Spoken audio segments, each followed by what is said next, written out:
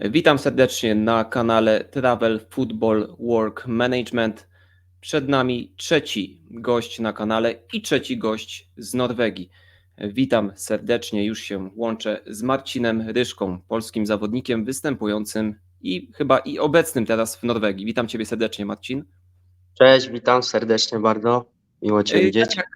jak w poprzednich odcinkach i z poprzednimi gośćmi rozmawiamy sobie i będziemy rozmawiać tak chronologicznie, będziemy lecieć. Więc pierwsze pytanie, jesteś z Jastrzębia-Zdroju, tak?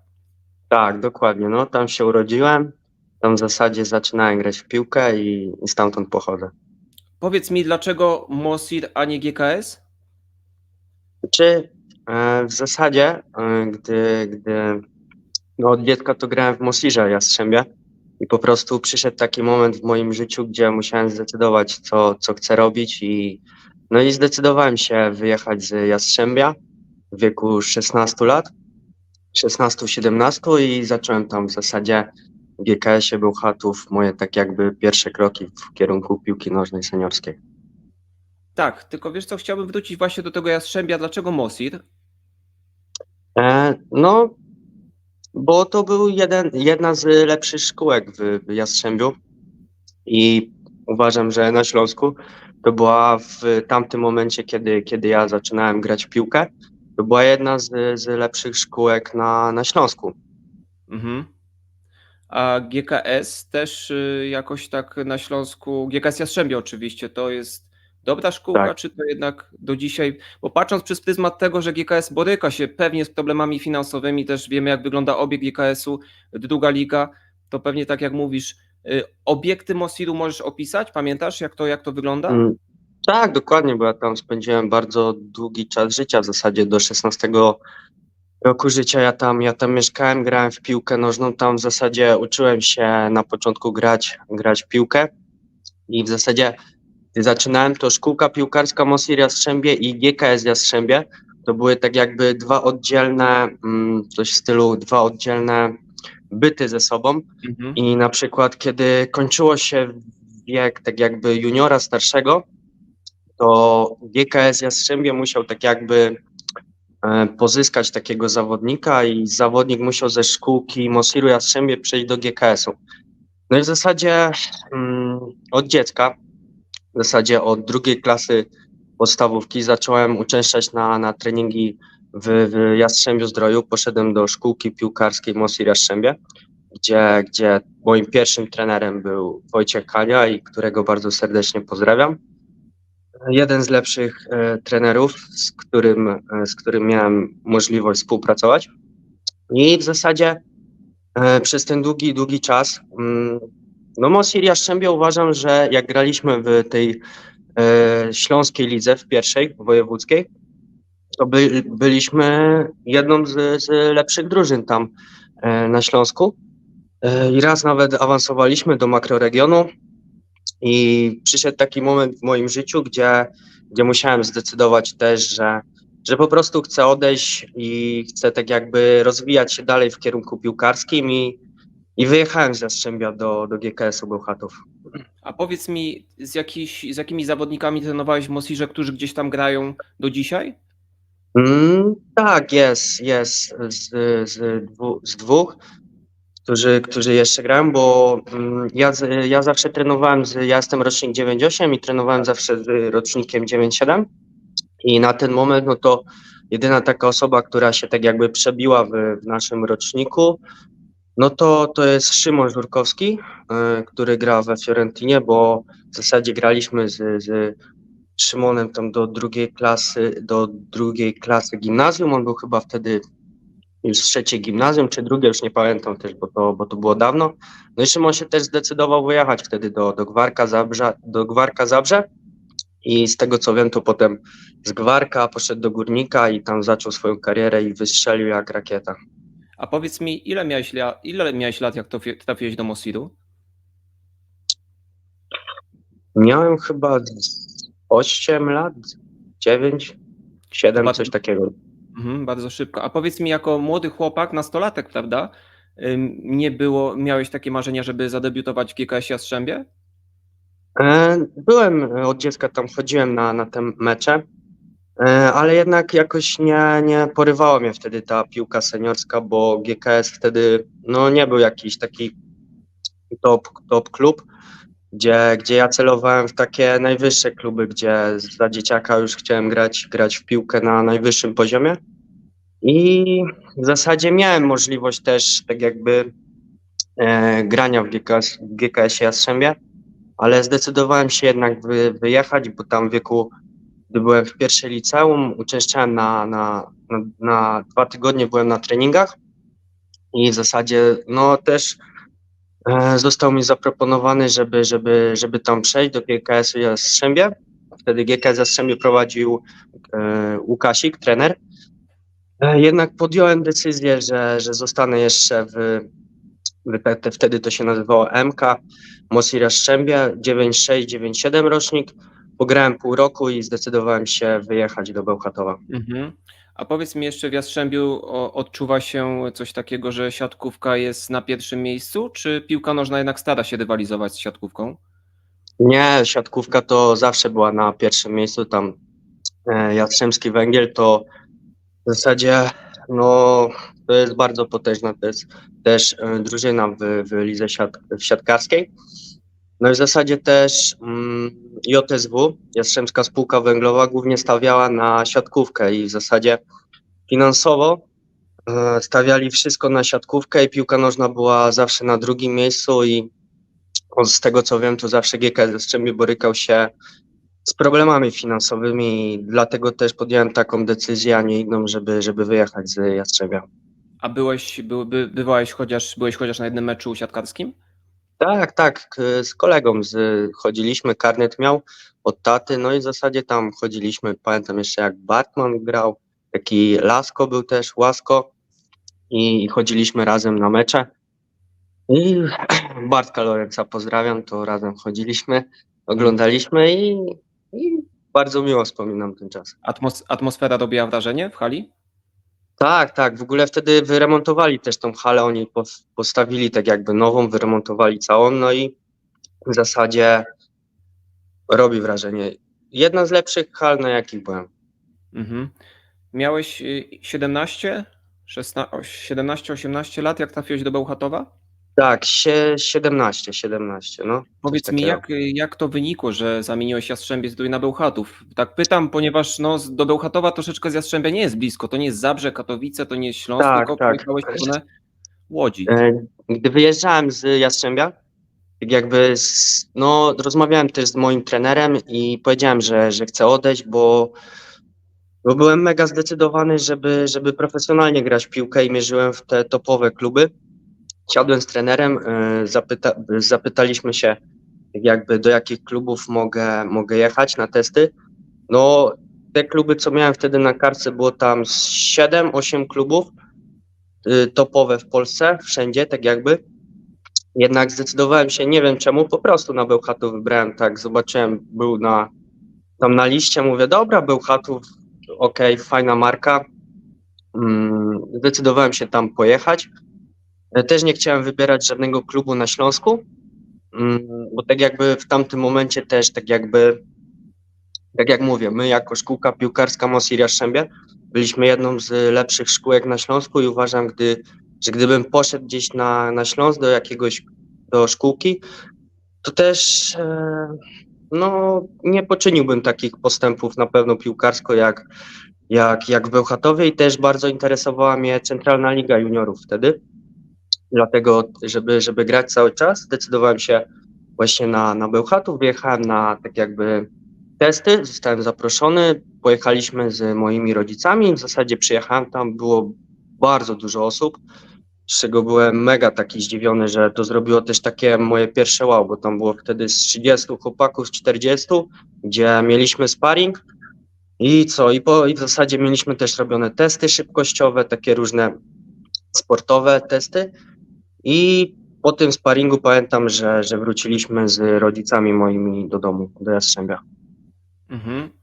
I wtedy Bełchatów lawirował między pierwszą ligą a drugą ligą. To był taki zespół, który też borykał się już wtedy z problemami, ale to był czas, kiedy ty dołączyłeś do Bełchatowa, to był czas, kiedy chwilę wcześniej Bełchatów grał w piłkarskiej Ekstraklasie, bo chyba w Tak, grali. 2015 roku Mhm. jeszcze oni grali w Ekstraklasie i ty dołączasz do juniorów, tak? Jak to było? Juniorzy GKS-u Tak, Bełchatów? dokładnie. Ja tam pojechałem właśnie z celem takim, żeby grać tak jakby w polskiej lidze, najlepszej w juniorach. No i pojechałem tam do Centralnej Ligi Juniorów, szybko się przebiłem do składu pierwszego i w zasadzie też moim celem było tam jak najszybciej wskoczyć do pierwszego składu w GKS-ie Bełchatów, żeby jak najszybciej wskoczyć właśnie w tą piłkę seniorską, pograć właśnie w lidze juniorów, wyróżniać się i wskoczyć już do profesjonalnej piłki, gdzie właśnie, tak jak mówię, w pierwszej liceum już miałem tak jakby możliwość, żeby grać już w seniorskiej piłce i właśnie zależało mi mega na tym, żeby wykazać się w tej centralnej lidze juniorów i wskoczyć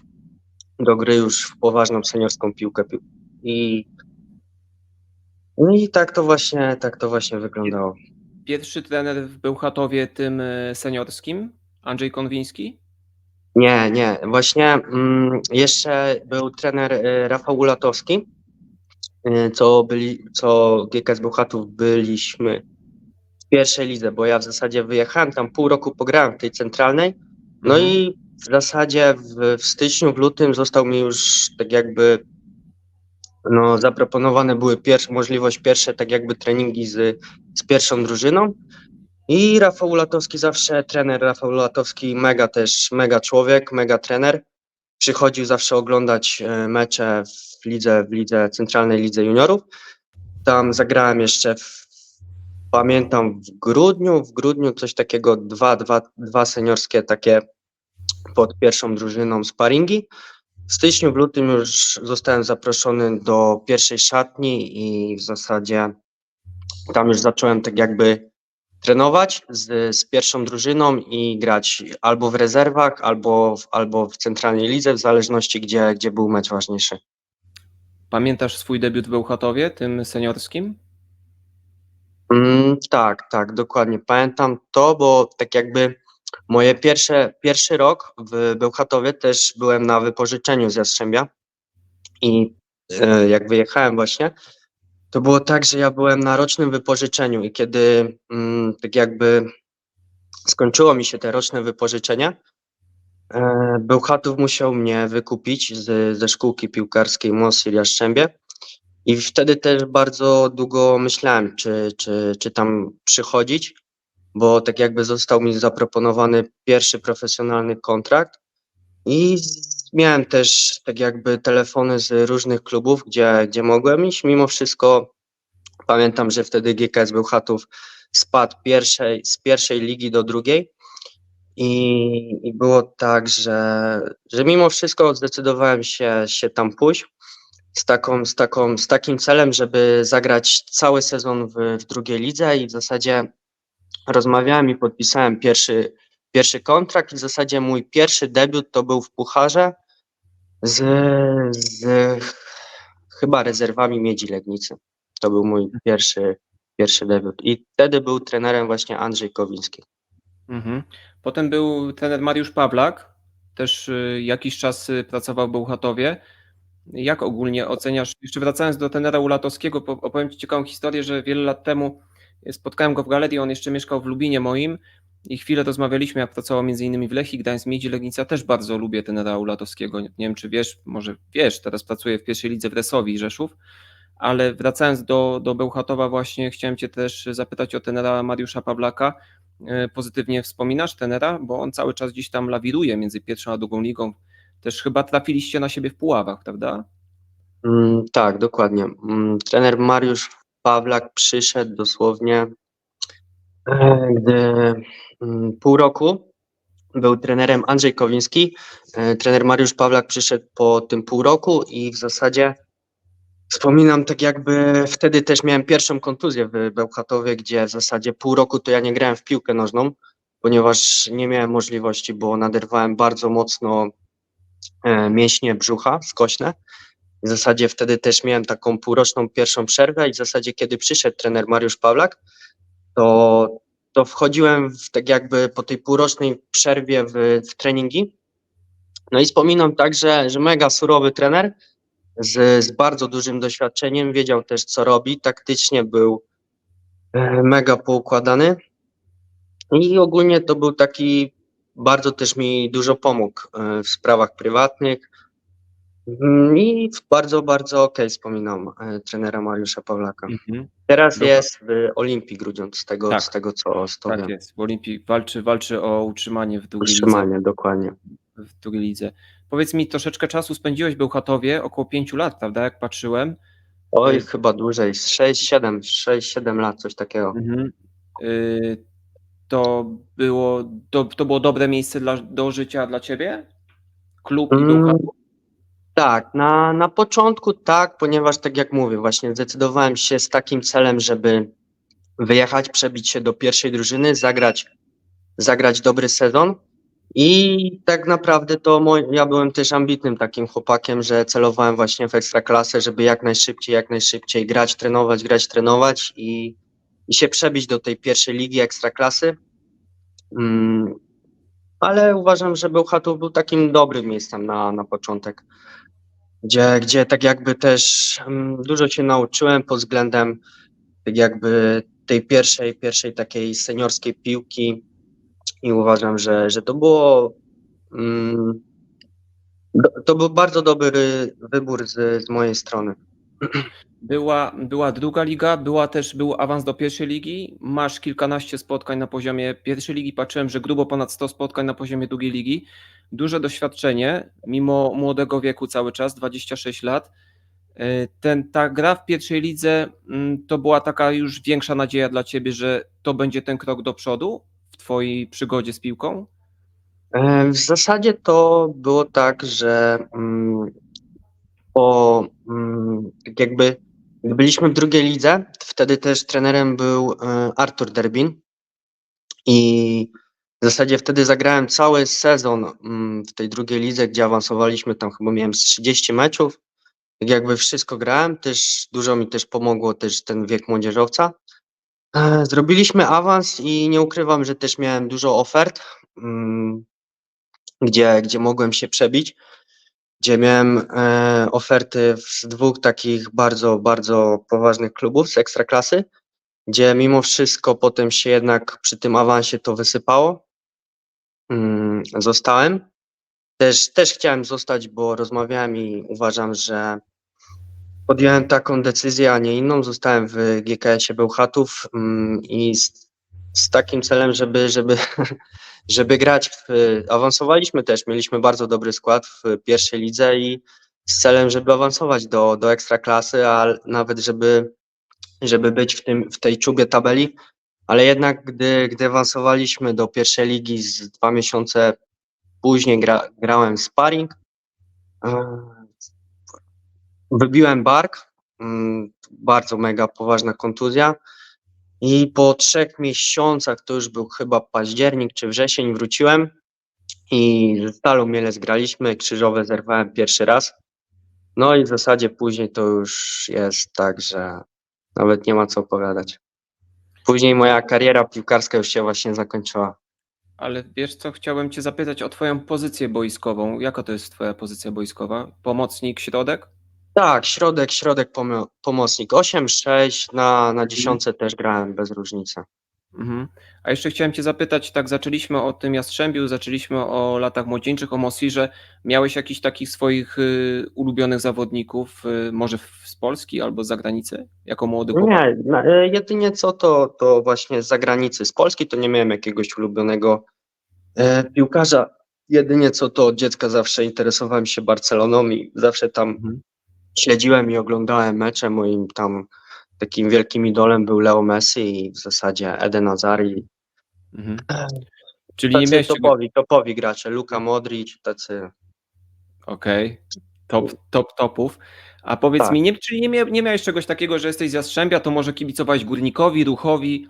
Nie miałeś czegoś takiego, Nie, że nie, nie. jakiemuś śląskiemu klubowi? Nie, byłem tam w zasadzie, jak byłem w Jastrzębiu, no to zawsze kibicowałem, chodziłem na Gieksę, Mhm. tam za dzieciaka. No i jak było na przykład mecz, pamiętam, z GKS-em Katowice, no to nieźle się tam działo, nie? Mhm. Że derby i była ostro, bo Powiedz mi, oglądałem dzisiaj taki urywek z telewizji klubowej GKS-u Bełchatów, gdzie człowiek z klubu cię pyta, że wracasz po około roku. To była ta kontuzja tych więzadeł krzyżowych? Mm, tak, tak, właśnie. To była moja pierwsza, tak jakby kontuzja gdzie pierwszy raz zerwałem, bo w zasadzie zerwałem pierwszy raz krzyżowe ze Stalą Mielec. Pół roku się rehabilitowałem, wróciłem do zdrowia, wtedy też wybuchła ta pandemia COVID. Tak. I wznowiliśmy rozgrywki po COVID-zie i w zasadzie mój pierwszy mecz po krzyżowych wchodzę w pierwszym składzie z Sandecją Nowy Sącz i niestety bodajże w 30 minucie doszło do takiej sytuacji kontaktowej i drugi raz krzyżowe zerwałem. A powiedz mi, jak oczywiście jako amator grałem w piłkę, ale ty grałeś i grasz zawodowo. Powiedz mi, zawodnik czuje już to na boisku, jeżeli to jest zerwanie? Czuje E, się to? w zasadzie to jest tak, że gdy się gra mecz, to jest adrenalina No tak. i pierwszy raz jak zerwałem, no to w zasadzie myślałem, że to nic poważnego i nie jest to tak mega odczuwalne, nie. Dopiero tak w zasadzie, gdy cała ta adrenalina tak jakby schodzi z zawodnika, gdy się wraca do domu, no to wtedy już tak delikatnie to czuć.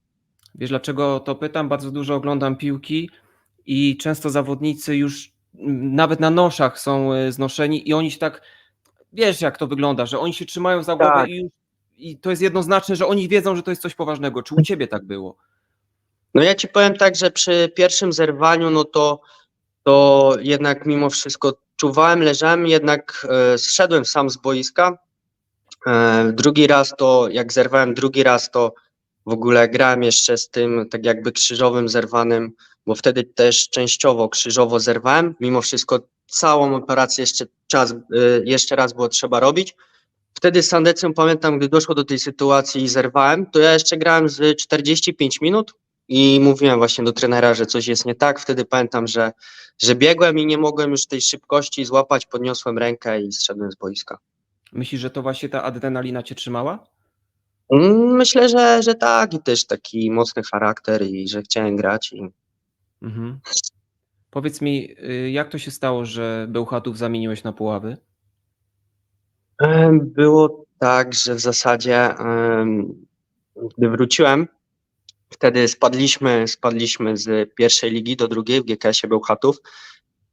Pamiętam i zagraliśmy pół roku w drugiej lidze i w lutym było tak, że dosłownie 3 dni, 4 dni przed wznowieniem kolejnej rundy, tej rundy wiosennej, GKS Bełchatów ogłosił upadłość i niestety wszyscy zawodnicy, co przygotowywali się w całym tak jakby okresie zimowym, cały grudzień, styczeń, luty, gdzie mieliśmy bardzo dużo sparingów.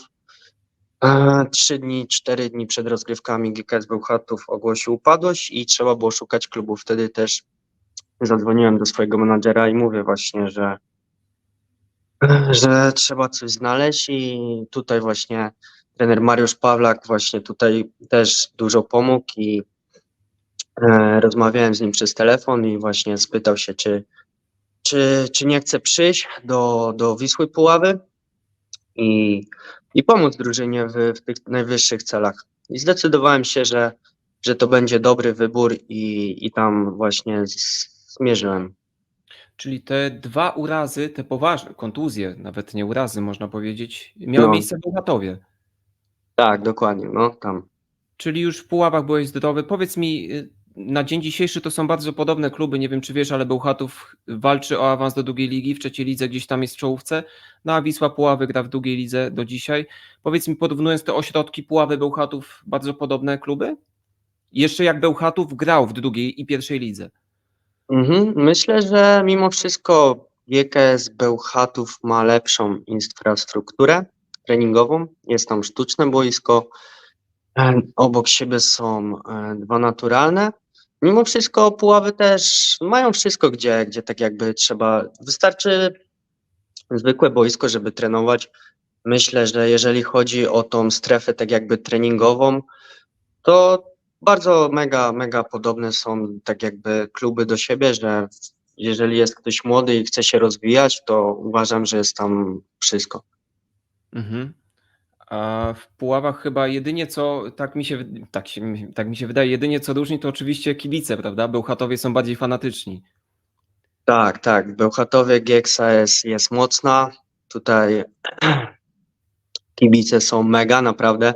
Nieraz, gdy się grało na boisku, to aż chciało się grać, biegać i wygrywać mecze, naprawdę. Tam jest mega. Jeżeli chodzi właśnie o odprawy przedmeczowe, no to już Gieksa, no to już to ma do siebie, że jeżeli chodzi o tą strefę kibicowską, no to jest o wiele lepsza. I zobacz, też ciekawa historia, bo jesteś z Jastrzębia. Na pierwszym miejscu tam była siatkówka. W Bełchatowie mocny jest GKS, ale też jest Skra Bełchatowska, też siatkówka. Też dwa takie kluby. Tak, dokładnie. I tutaj był ten sam dokładnie problem, że w zasadzie tam w Bełchatowie było PG Tak. i PG zaś stawiało na pierwszym miejscu mimo wszystko siatkówkę. Wisła Puławy grałeś w drugiej lidze. Mało tego, otarłeś się nie tak dawno, w zeszłym roku, niemalże w wakacje, przed wakacjami graliście bardzo ważne baraże o awans do pierwszej ligi, chyba ze Stomilem. Grałeś w tym meczu.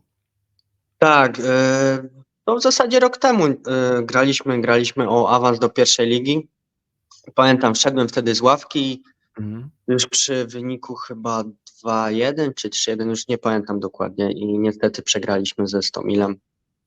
I tak się zakończyła nasza przygoda w barażach o awans do pierwszej ligi.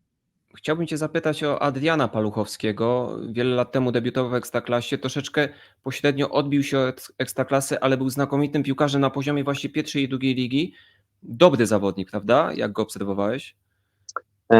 Tak, pierwszy raz, znaczy może nie pierwszy, ale spotkałem taką dziewiątkę, gdzie Paluch w każdym meczu ładował wszystkie bramki, każdą sytuację potrafił wykorzystać, nawet gdy ja z boiska widziałem, że no, ja bym nawet nie zmierzał się do strzału, on brał piłkę, strzelał i w zasadzie to też była taka, uważam, główna postać w Wiśle Puławy, gdzie przyczyniła się właśnie do tego, że zajęliśmy też dobre miejsce w poprzednim sezonie i mieliśmy okazję grać w barażach, ponieważ no, jego liczby były no, mega, jak na poziom drugiej ligi potrafił zrobić z niczego coś.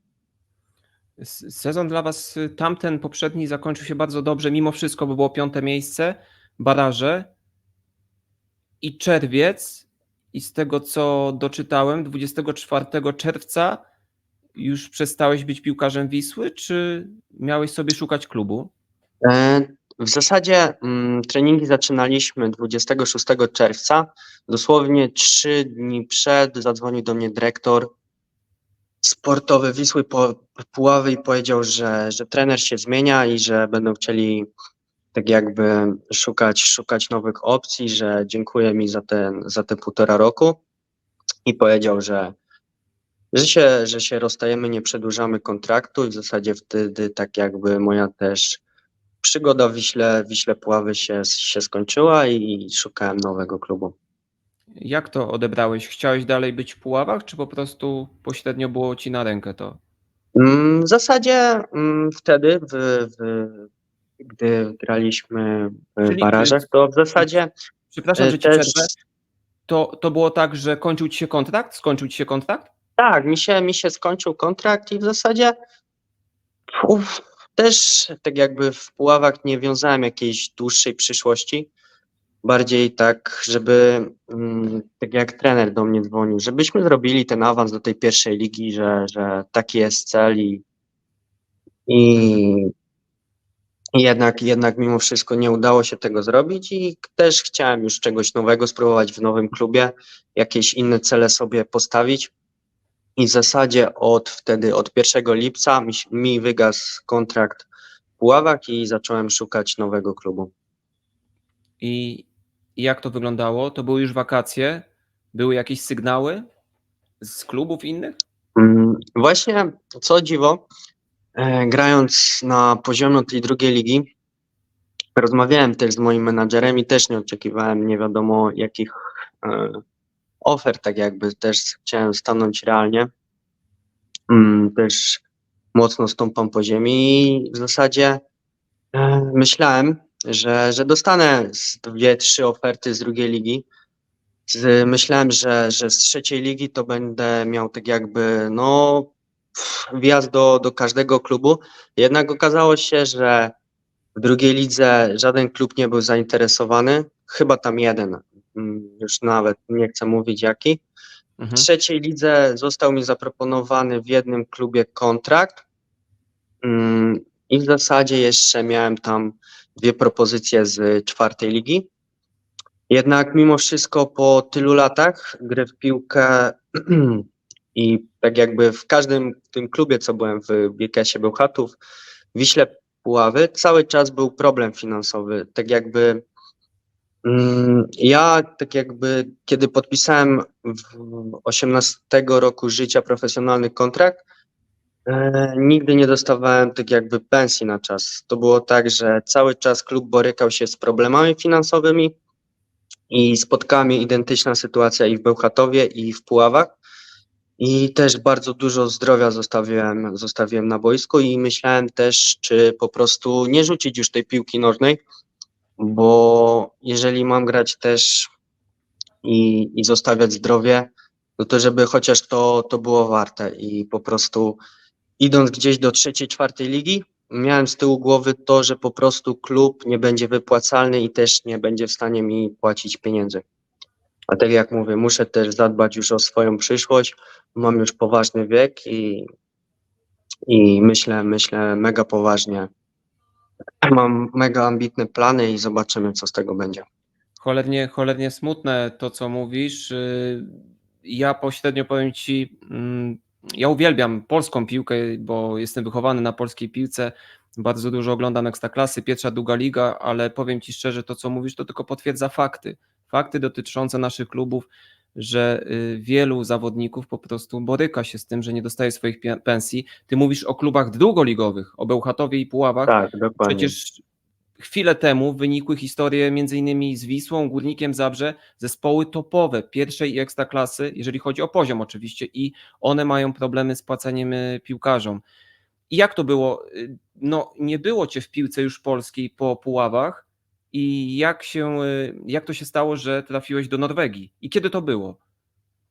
W zasadzie to było tak, że 2 miesiące rozmawiałem ze swoim menadżerem i tak jakby mówiłem mu, to czy jest możliwość jakiejś, żeby znaleźć chociaż klub w trzecioligowej lidze i z klubem i po prostu ja mówię, że to mogę też połączyć z pracą, ze wszystkim, jednak mimo wszystko no mega ciężko było też, rynek piłkarski jest okrutny i zawodnicy się wymieniają, rotują i właśnie tak to wygląda i po prostu po 2 miesiącach, to był sierpień, nawiązałem współpracę z Hubertem.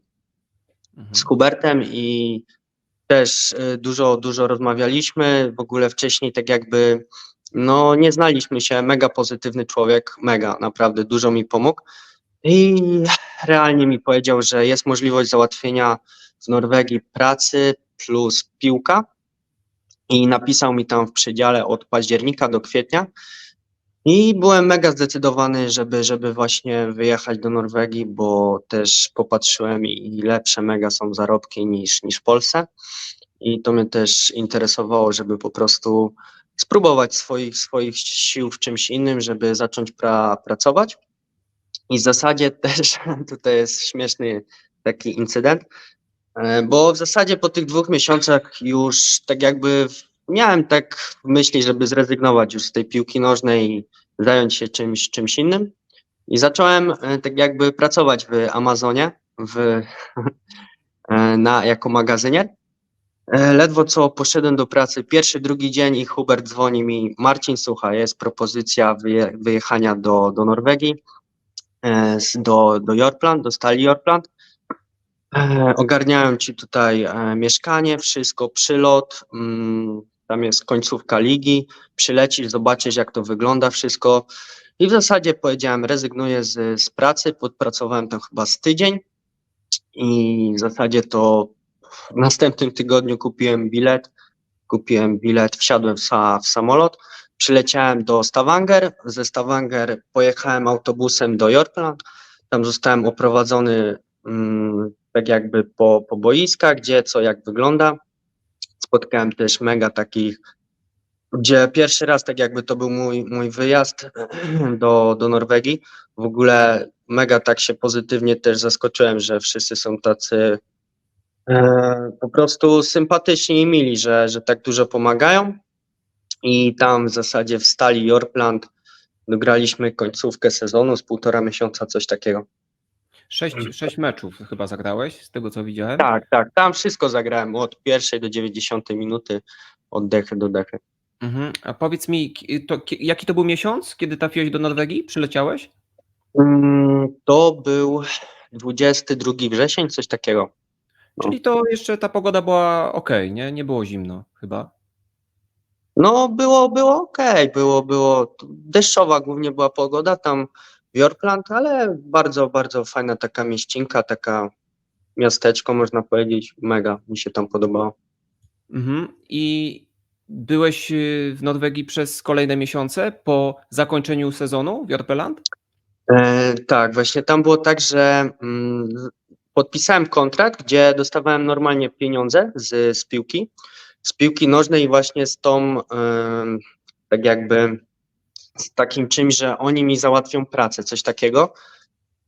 Jednak tam pojechałem, ogarniałem wszystko i tam ogólnie byli zadowoleni, mimo wszystko nie potrafili mi pracy znaleźć. I mówili, że to jest też taki ciężki czas, bo się zbliża listopad, grudzień i to są takie 2 miesiące, gdzie się kończą tak jakby oferty pracy i po prostu teraz też wiadomo, jaki jest czas na świecie i po prostu był problem ze znalezieniem pracy i w zasadzie chyba w połowie listopada wróciłem do domu. Wow, mi tu światło zgasło. Chwila, moment. Okej. Wow. Czekaj, próbuję coś wymyśleć. Albo ktoś ci zgasił. Tak. O.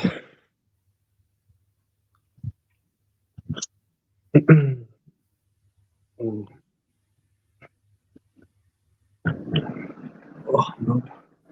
Może tu pogadamy? Dobra. Nie będzie.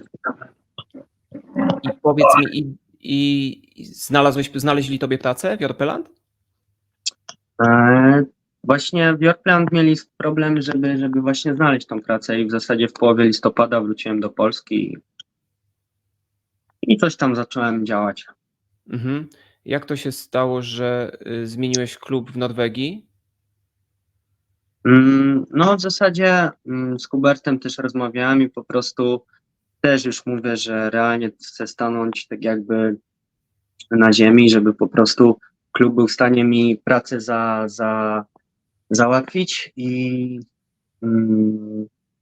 tutaj właśnie przyleciałem do Skrei. Kiedy przyleciałeś po pobycie w Polsce? Niedawno? To było tak, w listopadzie, grudzień, w styczniu 20 stycznia byłem tutaj na testach. Tak jakby miałem z 2 treningi sparring, który tutaj sparingu strzeliłem bramkę i tak przylecieliśmy w ogóle tutaj we dwóch z chłopakiem, z Norbertem i w ogóle mega tutaj pozytywnie byli tak jakby też zaskoczeni wobec naszych osób, że jesteśmy też okej, w porządku ludźmi, piłkarsko też dobrze wyglądamy i byli mega tak pozytywnie zaskoczeni. Zaproponowali tutaj warunki, zapewnili mi, tak jakby oddali mi w ogóle wszystko za lot, tak jakby zapewnili mi hotel. Tutaj teraz jak przebywam, no to mam pracę, mieszkanie, auto i po prostu no mamy treningi poniedziałek, środa, piątek, sobota jest mecz. Jestem mega zadowolony. Skrejla, tak się nazywa, może źle wymawiam, ten klub. Tak. I to jest miasteczko, czy tylko klub się tak nazywa? Tak, to jest taka mała mieścinka z Kreja i też tak klub się nazywa, dokładnie. Ligę zaczynacie w kwietniu? Dokładnie, tak, gdzie 10 kwietnia zaczynamy, no. Ale treningi już normalnie macie. Tak, już trenujemy, trenujemy normalnie. Mieliśmy teraz sparring, tam wygraliśmy 9-1 w sparingu i uważam, że tutaj budujemy bardzo fajną drużynę, bo przychodziło też tutaj trener jest też taki mega, Norweg? że w ogóle, słucham?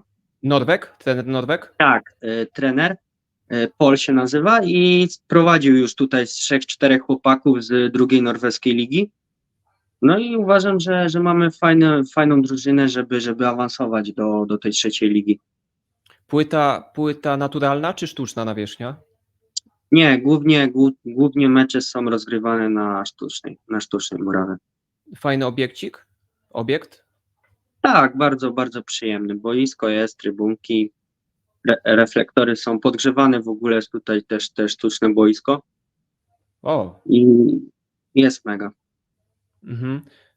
Te zespoły można do siebie porównać, jeżeli chodzi o takie ambicje sportowe, może poziom Scala i Stali Orpeland? To są Nie, podobne kluby, jeżeli chodzi o wielkość? uważam, że jeżeli chodzi o poziom piłkarski, teraz na ten moment jest tak bardzo podobny. A macie jakiś cel, mówi się w szatni, albo trener wam mówi, albo może włodarze klubu, że celem jest awans? Nie, oni tak na spokojnie podchodzą. Ja bardziej do nich tak mówię, że cały czas, a dawaj, awansujemy do trzeciej ligi.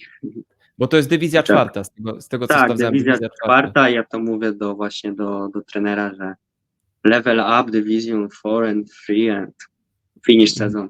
Czyli podgrzewasz. No i dobrze, trzeba Tak. czasami podgrzewać. Międzynarodowe towarzystwo? Nie, głównie Norwegowie w szatni są. Ja jestem tak jakby jedynym Polakiem tutaj w drużynie. A powiedz mi, jak się można powiedzieć pośrednio, z Wikingami współpracuje, z Norwegami? W porządku ludzie? Tak, mega tacy sympatyczni są, po prostu dużo pomagają. Też w pracy mam jedną polską osobę, gdzie w ogóle fajnie, bo wszystko mi tam też pomaga załatwić, rozmawiamy tam często na przerwach. Jest okej. Podoba mi się. A powiedz mi, jaką masz pracę? Ja pracuję w Food Factory. Okej. Tak, produkcja żywności i jest okej. Jak to wygląda? Ile godzin dziennie? No, w zasadzie jest możliwość, żebym brał sobie nadgodziny. Powiem Ci tak mniej więcej, jak mój dzień wygląda. Wstaję o 5 rano, o 6 zaczynam pracę. Pracuję do 14, te 8 godzin, tak jakby.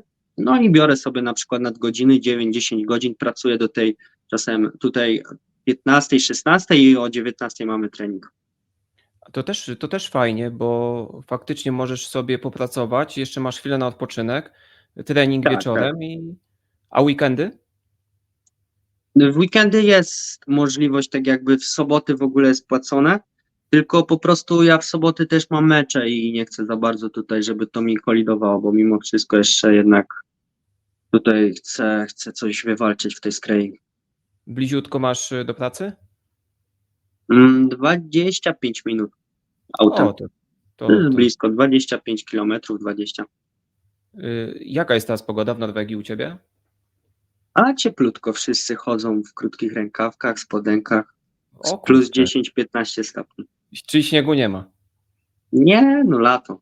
Hiszpania, wakacje. O kurczę, to fajnie. Nie no, żartuję. Zimno, zimniutko jest. Jest okej. Minus 2 stopnie, śniegu jest bardzo dużo. Jak wylatywałem z Polski, to było plus 10 ciepło, a tutaj jednak jest odczuwalna ta temperatura. Ja jestem na Islandii teraz, to śnieg topnieje. Wczoraj było 10, ale od połowy grudnia do zeszłego tygodnia cały czas był minus. 2 miesiące bite. No ale Islandia już jest wyżej, prawda? A powiedz mi, ta Skrejla to jest całkiem inne miejsce niż Jorpeland? Inny region? Tak, ja Gdzie jak leciałeś? byłem w Jorpeland, to byłem bardziej tak jakby po lewej stronie, koło Stavanger. Teraz jestem powiedzmy, że w centrum koło Oslo. Do Oslo mam 50 minut. Aha. A byłeś w Oslo, czy tylko jak przyleciałeś? Nie, jeszcze nie miałem możliwości, żeby zwiedzić to miasto, ale myślę, że w przyszłości wybiorę się w następny może weekend do Oslo autem tak pozwiedzać. To fajnie, fajnie. Dobra, słuchaj, przejdziemy do pomidora. Mam ustawione grafiki, 10 pytań. Jestem ciekaw, też może jeszcze się odniesiesz. Sprawdzę tylko, czy mi się nie wywali to wszystko, bo zawsze tutaj z gośćmi. O właśnie, mamy ostatnie pytanie. Szybko przelecę przez pytania. Dobra, Dobra. a to tak jakby cały czas nagrywamy na żywo, czy ty to potem jakoś zmontujesz? Nagrywamy i ja to wrzucam po prostu, wiesz? A, no dobra.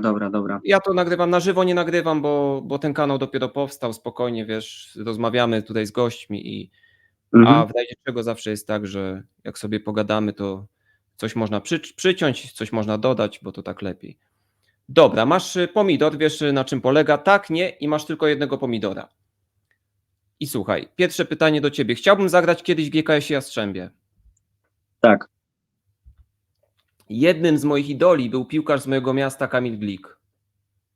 Myślę, że tak. Gdyby nie poważna kontuzja, dziś grałbym w Ekstraklasie. Oczywiście, że tak. Niemiło wspominam swój debiut w pierwszej lidze. Pamiętam, gdzie on miał miejsce. Mm, tak. Z kim graliście? To było Ja wiem. w pierwszej lidze chyba właśnie w Mielcu, na Stali Mielec. Sandecja Nowy Sącz. Tak. Sandecja. Nie Sandecja, Stal Mielec. Na pewno? Mm, Bo Kurde, sprawdzałem nie pamiętam. mi się wydaje, że Sandecja. Twój debiut w pierwszej Albo lidze, nie mówię o Standard. pucharze. Nie mówię o pucharze, w Mhm. pierwszej lidze. Okej. Wiesz co, nie pamiętam nawet. Okej, ja jeszcze raz sprawdzę po odcinku, ale No. okej. Piąte. Patryk Rachwał był zdecydowanie lepszym piłkarzem niż trenerem. Myślę, że to jest bardzo dobry piłkarz i trener. Okej. Porównywalny. Cenię sobie warsztat trenera Artura Derbina. Tak. Norwegia to tylko przystanek do odbudowy mojej przygody z piłką. Tak. Wyjazd do Norwegii to krok w przód w moim życiu sportowym. Tak. Stal Jorpeland i Skreja to kluby o podobnej wizji. Myślę, że tak. 10. Reprezentacja Polski zagra na Mistrzostwach Europy w Niemczech. Bardzo bym chciał. Myślę, że tak. Bardzo kibicuję. Okej, bo właśnie rozmawiałem z trenerem z Norwegii, z Marcinem Wódką przed rozmową z tobą kilka tygodni temu. Tak, I mieliśmy w ogóle okazję się poznać w Bergen. Mieliśmy tam chwilę rozmawialiśmy. Nie wiem nawet, czy mnie pamięta, ale poznaliśmy się, chwilkę rozmawialiśmy w Bergen. Był nawet na fajny. meczu ostatnim, jak graliśmy w Jorpland w Bergen. Bardzo sympatyczny trener. On też chyba pracował w Jorpeland. Mega taki, jak tak miałem chwilę z nim porozmawiać, mega taki pozytywny człowiek. Naprawdę. Mhm. Powiedz mi, jak to jest, jeszcze chciałem ci zadać pytanie odnośnie siłowni. To jest indywidualna sprawa, jeżeli chodzi o zawodników. W sensie, jeszcze raz, możesz N- powtórzyć y, pytanie? Jeżeli chodzi o siłownię, czy u was jest tak, że w klubie musicie chodzić na siłownię, czy to jest indywidualna sprawa? Nie, to jest indywidualne. Ja tutaj sobie chodzę ja tam lubię chodzić tutaj, poćwiczyć coś dla siebie, zawsze robiłem dla siebie, żeby być mocniejszym i silniejszym na boisku. Teraz tutaj właśnie u kolegi jestem tak jakby przed domem, ma tak jakby dom, w ogóle tutaj jest mega, ma siłownię, boisko jest w ogóle w środku i sobie tutaj trenuję. Jak chcesz, to ci mogę pokazać, jak to tu wygląda. Okej, możesz przejść, jeżeli nam No. nie wywali łącza. Dobra.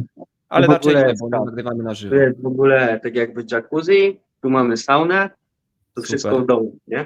Tu ma Super. saunę, tu zaraz sobie przyjdziemy na siłkę, tylko muszę światło zapalić. Dobra. Nie, powiem ci, że naprawdę jest mega.